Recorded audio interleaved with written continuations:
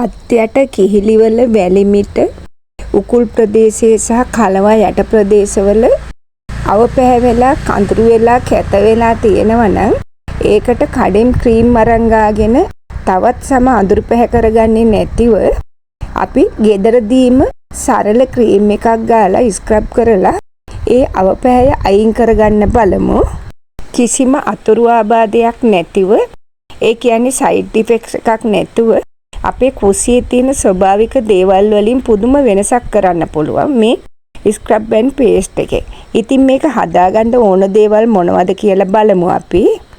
පිරිසිදු සුදු හාල් පිටි මේස හැඳි 2යි, කහ කුඩු තේ හැඳි කාලයි, නැවුම් කෝමාරිකා මද මේස හැඳි 1යි, යෝගට් හෝ මුදවපු කිරි මේස හැඳි 1යි, දෙහිඋස බිඳු 3ක් 4ක් පමණ. ඉතින් මේ වගේ තියෙන ಗುಣ බලමු. හාල් පිටි වලින් මැරුණු සම අයින් කරලා සම පිරිසිදු කරනවා.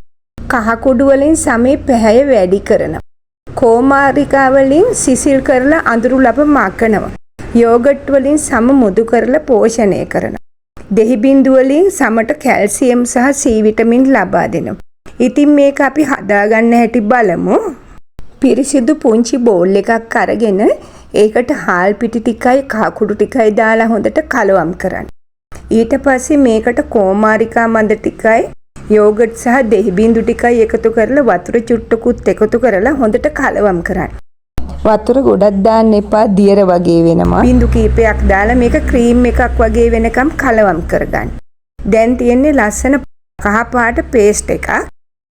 ඉතින් මේ පේස්ට් එක භාවිතා කරන්න ඕන මෙහෙමයි. නාන්න කලින් මේ පේස්ට් එක අරගෙන අඳුරු වෙලා තියෙන ප්‍රදේශවල ආලේප කරන්න. ඒ කියන්නේ ඉකිලි කිහිලි තට්ටම් ප්‍රදේශවල වගේ ගාලා විනාඩි 2ක් 3ක් විතර ස්ක්‍රබ් කරන්න ඇඟිලි තුඩු වලින් රවුමට. ඊට පස්සේ මේ තැන්වල සම ගොඩක් සංවේදී වෙලා තියෙන නිසා හයියෙන් අතුල්ලන්න එපා, හිමිහිට අතුල්ලන්න. විනාඩි 15ක් විතර මේක සමට උරා ගන්නකම් තිබුණාට පස්සේ සාමාන්‍ය වතුරෙන් සෝදලා සබන් ගන්න එපා. ඔයාලා සුපුරුදු විදියට නාලා පිරිසිදු වෙන්න. ඊට පස්සේ සතියේට මේක දවස් 2ක් 3ක්වත් කරන්න ඕන. අඳුරු පැහැය සහ මැරුණු සම මැකිලා ගිහින් සම පුදුම විදියට මෘදු වෙලා පැහැපත් වෙන හැටි ඔයාලට දැක ගන්න පුළුවන් වෙයි.